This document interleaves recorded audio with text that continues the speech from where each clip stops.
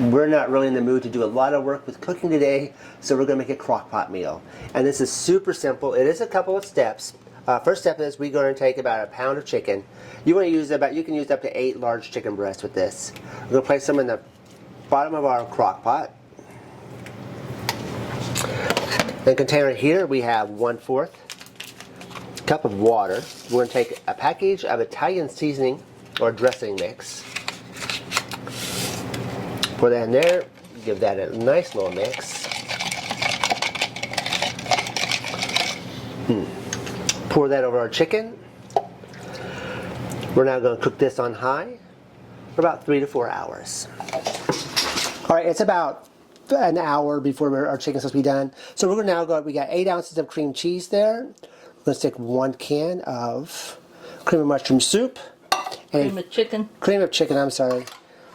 And 4-ounce can of mushroom pieces. We've already drained the mushroom pieces for the most part. We're going to cook this until it is well blended. It can be hot, but we just want everything mixed together well. About 3 minutes. Okay, we have stirred this until it's just melted. As you can tell, all the cream cheese is melting with the chicken soup. I'm going to take this, I'll pour this over our chicken.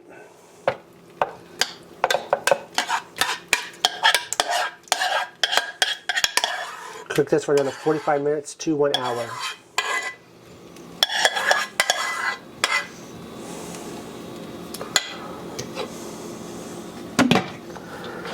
Alright, our chicken is all done.